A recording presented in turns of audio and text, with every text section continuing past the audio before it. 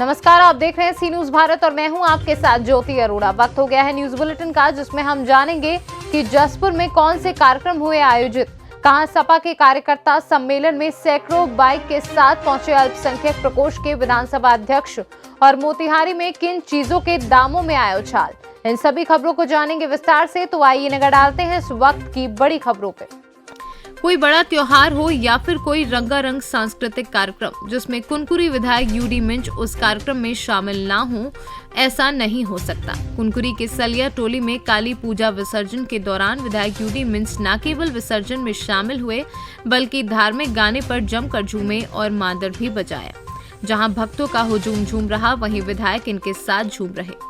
कुनकुरी विधायक एवं संसदीय सचिव यूडी मिंज के साथ साथ कांग्रेस के जिला अध्यक्ष सागर यादव ने भी मांदर बजाया और जमकर नाचते हुए विसर्जन समारोह में शामिल हुए। जसपुर से सी न्यूज संवाददाता दीपक वर्मा की रिपोर्ट।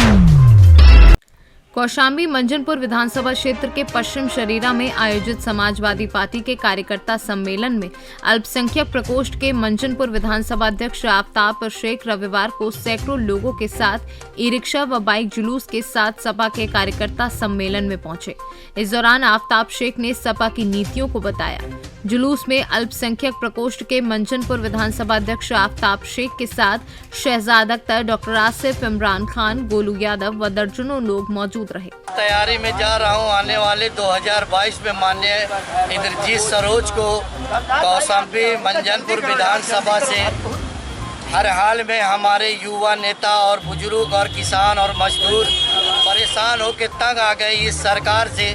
ये सरकार का कोई काम अच्छा नहीं है, किसानों के हित में कोई काम नहीं है। इसलिए मैं माननीय इंद्रजीत सरोज की समर्थन में पश्चिम शरीरा पहुंच रहा हूं और मेरा ये जनसभा मेरे कार्यकर्ता जुलूसों के साथ खूब तैयारी के फुल इनका इंतजार है कि कब 2022 का इलेक्शन हो और कब हम राष्ट्रीय अध्यक्ष जी अखिलेश यादव को। क्या साधन आप ले जा रहे हैं, किस तरीके? हम अपने साथ बाइक है, हमारे साथ ई रिक्शा है, महिला है, पुरुष है, सारे कार्यकर्ता हमारे साथ है। नाम आपका? मोहम्मद आफ्ताब शेख, अल्पसंख्यक विधानसभा अध्यक्ष मंजनपुर। कौशाम्बी से सीनू संवाददाता एफ असीम गाजी की रिपोर्ट। सुगौली थाना क्षेत्र के भारगामा पंचायत के धर्मपुर गांव में बीते दिन एक जमादार के साथ हुई मारपीट व दुर्व्यवहार मामले को लेकर पुलिस ने छापेमारी कर 8 लोगों को गिरफ्तार किया है। गिरफ्तार आरोपियों को पुलिस ने जेल भेज दिया है। बताते चले कि दीपावली की रात सुगौली थाना में पदस्थापित एक जमादार के साथ उपद्रवियों ने बंधक बनाकर उनके साथ मारपीट व दुर्व्यवहार किया था, जिस मामले में पुलिस ने प्राथमिकी दर्ज की, जिसमें 9 नामजद सहित करीब 2-7 अज्ञात लोग अभियुक्त बनाए गए हैं। इस बाबत थानाध्यक्ष विवेक जायसवाल ने बताया कि गिरफ्तार आरोपियों को जेल भेज दिया गया है। अन्य अभियुक्तों की गिरफ्तारी के लिए छापेमारी जारी है। मोतिहारी से सीनू संवाददाता वीरेंद्र कुमार गुप्ता। लोक आस्था का महापर्व छठ को लेकर सुगौली में चहलकदमी बढ़ गई है। छठ पर्व की तैयारियां जोरों पर हैं। वहीं क्षेत्र के सभी बाजारों की रौनक बढ़ गई है। बाजार में खरीदारी को लेकर ग्राहकों की काफी भीड़ उमड़ रही है, जहां छठ उपयोगी सामग्री की बिक्री अत्यधिक मात्रा में हो रही है। क्षेत्र के प्राय सभी बाजार छठ उपयोगी सामानों से भर गए हैं। फल, मुंद सहित कलश, ढक्कन, दौरा, छेटा, सूप आदि की मांग बढ़ गई है, जिनके दामों में उछाल आ गया है, जिसको लेकर कपड़ा, किराना, रेडीमेड, मिट्टी के बर्तन की दुकानदारों पर अधिक भीड़ देखी जा रही है, जबकि नहाए खाए को लेकर कद्दू की बिक्री अत्यधिक हुई है। मोतिहारी से सीनू संवाददाता वीरेंद्र की रिपोर्ट। थाना कोतवाली पुलिस सीहोर को गत दिवस रात्रि में मुखबिर से सूचना प्राप्त हुई कि बस स्टैंड के पीछे एक घर में अवैध रूप से देह व्यापार चल रहा है, जिस पर पुलिस अधीक्षक मयंक अवस्थी के निर्देश और अतिरिक्त पुलिस अधीक्षक समीर यादव के मार्गदर्शन में कार्यवाही की गई। जानकारी के अनुसार इसमें प्रत्येक कस्टमर से 500 रुपए लेकर अनैतिक कार्य कराया जा रहा है। सूचना की तस्दीक कर नगर पुलिस अधीक्षक सीहोर अर्चना अहीर के नेतृत्व में थाना प्रभारी कोतवाली नलीन बुदौलिया एवं गठित टीम द्वारा मुखबिर द्वारा बताए गए स्थान पर छापेमार कार्यवाही की गई, जहां बस स्टैंड के पीछे एक घर में स्थानीय एवं बैरागढ़ भोपाल के 5 महिला और 5 पुरुष कुल 10 आरोपियों को हिरासत में लिया गया है। उनके पास से देह व्यापार से संबंधित सामान, पुराने गद्दे व अन्य सामान, 10 मोबाइल, नकदी 28,710, 2 कार जब्त करने में सफलता प्राप्त की है। सीहोर से सीनू संवाददाता चंदर सिंह बागवान की रिपोर्ट। 2 दिन पूर्व कचरा जलाने को लेकर 2 पक्षों में जमकर लाठी डंडे चले, जिसमें एक पक्ष को गंभीर चोटें आई हैं। मामला कंदाई थाना क्षेत्र अंतर्गत पूरे देवजानी गांव का है, जहां पर राम मिलन का अपने पड़ोसी रमाकांत से मामूली विवाद पर कहासुनी हुई, जो आगे चलकर मारपीट का रूप ले लिया। दोनों पक्षों में जमकर लाठी डंडे चले। वहीं पीड़ित पक्ष के राम मिलन सुरेंद्र, सरिता पुत्री राम मिलन रंगीला, पत्नी राम मिलन योगेंद्र पुत्र राम मिलन को गंभीर चोटें आई हैं, जिनका जिला अस्पताल में इलाज चल रहा है। पीड़ित पक्ष का कहना है कि कंदाई थाने पर अभी तक हमारा मुकदमा पंजीकृत नहीं हुआ है। इतना ही नहीं, पीड़ित पक्ष ने पुलिस पर भी गंभीर आरोप लगाए हैं। वह इस संदर्भ में जब कंदाई थाने के दीवान से बात की गई तो उन्होंने बताया कि आरोप गलत है। पीड़ित पक्ष पूरे मामले में कार्रवाई के लिए लगातार बातचीत कर रहा है। शंकर विनोद सब लोग इकट्ठा आए, 5-6 लोग, उनके बेटे भी थे, औरतें भी थी, और उसके बाद हम लोगों को मारा पीटा, कुल्हाड़ी से मेरे भाई को घायल कर दिया। उसके बाद घर में जो रखा था पैसा वैसा सब गहना गठरी लेके चले गए औरतें लोग, और हम लोग थाने में तारीर दिए कि नहीं? आप थाने में दिए थे, थाने में एप्लीकेशन दिए थे, कुछ भी अभी हुआ नहीं। और थाने में जब दोबारा मेडिकल करा गए तो वो दिमाग साहब कह रहे हैं कि यहाँ चले जाओ, नहीं जूते से मारेंगे। अभी घर पे कोई पुलिस गई नहीं है हमारे, और वहाँ प्रताड़ित कर रहे हैं हमारी छोटी बहन को लोग। वहाँ पर रास्ते में खड़े होकर डंडे लाठी लेकर किसको चोट लगी है? ये मेरे भाई को, मेरे यहाँ मार दिए हैं, ये हाथ टूट गया मेरा, इसको मार दिए हैं, मेरी माँ। ये आपकी माता जी? हाँ, मेरी माता जी।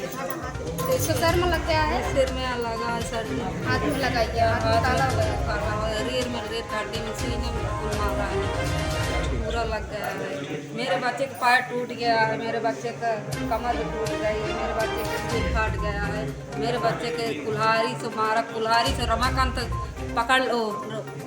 रमाकांत पकड़ लिया, और शंकर जो है, शंकर, अनिल, अनिल, गोविंद, और मनोज, सुरेश, और सब मिल के हमारे बच्चे को मारा था।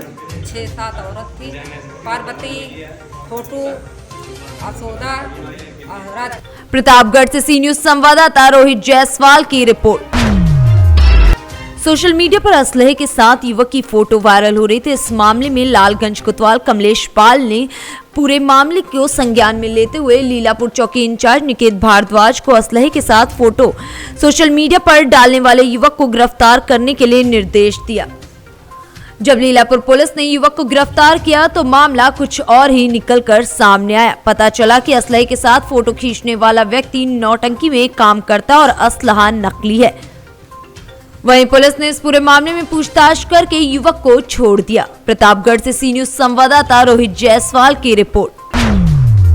सिलवानी विधानसभा के पूर्व विधायक और वर्तमान कांग्रेस जिला अध्यक्ष अंचल के ग्राम प्रतापगढ़ मड़ई मेले में शामिल हुए, जहां उन्होंने पंडों का सम्मान किया और ढालों की पूजन अर्चना की और सभा को संबोधित करते हुए कहा कि भाजपा सरकार ने किसानों और गरीबों की विरोधी कार्य किए हैं। कमलनाथ लगातार किसानों के कर्ज माफ कर रहे थे, युवाओं को रोजगार प्रदान कर रहे थे, मध्य प्रदेश को माफिया से बचा रहे थे, अवैध रूप से रेत खनन आदि समेत भू माफियाओं पर लगातार कार्रवाई भी की जा रही थी, पर भाजपा को ये रास नहीं आया और खरीद कर सरकार गिरा दी। लगातार डीजल पेट्रोल में वृद्धि कर रहे हैं। महंगाई की इतनी मार है कि किसान सहित हर वर्ग परेशान है। वहीं आदिवासी नेता बाबा नीलमणि शाह ने पूजा अर्चना कर मड़ई मेले में समाज बंधुओं से सौजन्य भेंट। रायसेन से सी न्यूज संवाददाता राजेश की रिपोर्ट। संत कबीरनगर में आमी महात्म्य संस्था के अध्यक्ष समाजसेवी राम नारायण यादव की अध्यक्षता में 7 नवंबर की शाम को आमी पुल पड़ारिया में नंदौर तक निकाली गई। आमी महोत्सव के शुभारंभ पर महात्मा बुद्ध और कविदास के चित्र पर माल्यार्पण कर वक्ताओं ने आमी के महात्म्य पर प्रकाश डाला और आमी को राष्ट्रीय धरोहर घोषित करने की मांग शासन से की है। महोत्सव 2 दिन तक चलेगा। कार्यक्रम में लोक कलाकारों ने भारी संख्या में हिस्सा लिया। कपिल वस्तु से चल करके इस आमी महोत्सव को सफल बनाने के लिए यहाँ तक आया और मैं भरोसा दिलाता हूँ कि ये आमी महोत्सव प्रगति के रास्ते पर चले, हर वर्ष अच्छे ढंग से मनाया जाए। इसी के साथ मैं अपनी बात को समाप्त कर रहा हूँ। बहुत बहुत साधुवाद। आमी महोत्सव कार्यक्रम चल रहा है। ये इस 7 वर्षों से चल रहा है और इस कार्यक्रम का एक ही उद्देश्य है कि भगवान बुद्ध अपना राष्ट्रीय वस्त्र इसी अनोमा नदी पर त्यागे थे और हमने इसको खोजा और हमारे जो लोग हैं इस आमी नदी पर हम ये कह रहे हैं कि भगवान बुद्ध जिस नदी का दर्शन करके उनके मन में अहिंसा परमो धर्मों का और वस्त्र त्यागे और उसके बाद जाके बोध गया में ज्ञान प्राप्त किए, सारी दुनिया को उन्होंने अहिंसा परमो धर्मों का ज्ञान दिया। आज इस देश में, भारत में, वर्तमान समय में आज उन्हीं की जरूरत है, उनके सिद्धांतों की जरूरत है, हमारे भगवान बुद्ध और बाबा साहब की जरूरत है। अगर ये नहीं रहते तो आज हम मंच पर या हमारे सारे लोग शिक्षा से वंचित रहते और जानवर की तरह जिस तरह जी रहे थे उसी तरह जीते। लेकिन हमें आज ये बाबा साहब की देन है और भगवान बुद्ध की देन है जो आज हमको इस स्तर पर हर मंच पर बोलने का अवसर मिला। अगर हम जब तक शिक्षित नहीं होंगे, संघर्ष नहीं करेंगे, एकता नहीं बनाएंगे, हम कुछ नहीं कर सकते। यही आमी नदी को हमें चाहते हैं कि राष्ट्रीय धरोहर, अंतर्राष्ट्रीय धरोहर घोषित की जाए, क्योंकि भगवान बुद्ध को मानने वाले 48 देश के लोग हैं। हम यही चाहते हैं कि शिक्षा और मानवता का पाठ हो, न कि जातवाद और धर्म की बात हो। संत कबीरनगर से सी न्यूज संवाददाता मोहम्मद नईम की रिपोर्ट। एक तरफ तो पूरा प्रदेश दिवाली का पर्व धूमधाम से मना रहा है और चारों तरफ रोशनी ही रोशनी है, वहीं एक हैरान करने वाला मामला सामने आया जहां पर 1.5 वर्ष पूर्व बने प्रधानमंत्री आवास योजना के मकानों में विद्युत कनेक्शन नहीं मिला है, जिससे वहां के रहवासियों ने किराए के मकान पर अपनी दिवाली मनाई। प्रधानमंत्री आवास के मकानों को बने कई साल हो गए हैं, लेकिन आज भी यहां पर ताले लगे हुए हैं। सबसे हैरान करने वाली बात यह है कि अधिकारियों को इस पूरे मामले की जानकारी है, उसके बाद भी अधिकारी इस पर कोई एक्शन नहीं लेते हैं। नगर पालिका द्वारा टैक्स भी रहवासियों ने जमा किया। रहवासियों का कहना है कि नामांतरण शुल्क भी जमा किया गया, उसके बावजूद भी स्थायी विद्युत कनेक्शन उन्हें नहीं दिया जा रहा है। बिजली ऑफिस भी जा के परेशान हो गई हूँ, नगर पालिका जाके परेशान है, कोई सुनवाई नहीं कर रहे, ना मीटर लगा रहे हैं, बिजली वाला काट खाया मेरे को और दिवाली भी अंधेरा में करी है। प्रधानमंत्री आड़ी से मकान बनाया है, किराए में रहती थी, फिर भी लाइट नहीं लगी है। लाइट बिजली की समस्या आ रही है सर, बिजली नहीं मिल पा रही यहाँ पे क्योंकि कनेक्शन ही नहीं मिल रहा है। मकान तो बन गए आवास योजना में, मकान की सुविधा मिली लेकिन बिजली की सुविधा नहीं मिल रही है। टैक्स नामांतरण नहीं भरा होगा आप लोगों ने? ये सारा कंप्लीट है सर, अगर ऐसा होता तो आवास योजना भी नहीं मिलती ना। इधर समस्या आ रही है, अभी त्योहार पे बहुत परेशानी है, इसकी वजह से तो किराए के मकान में रहना पड़ रहा है हम लोग। दिवाली आपने अंधेरे में मनाई यहाँ पर? बिल्कुल अंधेरे में ही बनाई सर, क्योंकि बिजली की सुविधा ही नहीं है, परेशान हो गए हम, क्या करें। क्या कहते हैं विद्युत मंडल, नगर पालिका? मंडल वाले सिर्फ आश्वासन देते हैं बस। कितना टाइम से परेशान हो रहे हो आप लोग? साल भर के ऊपर हो गया मकान बने हुए। अब टेम्परेरी कनेक्शन का बोलते हैं, वो टेम्परेरी कनेक्शन करवा देते हैं, बाकी वो महंगा बहुत पड़ रहा है, 2000 रुपये करीब बिल आता है महीने का, 1500 से 2000 रुपये लेकर, तो वो बहुत महंगा है, मतलब बहुत ज़्यादा महंगा पड़ रहा है। उज्जैन से सी न्यूज संवाददाता सुरेश जाटवा की रिपोर्ट। इस बुलेटिन में फिलहाल के लिए इतना ही। आप देखते रहिए सी न्यूज भारत।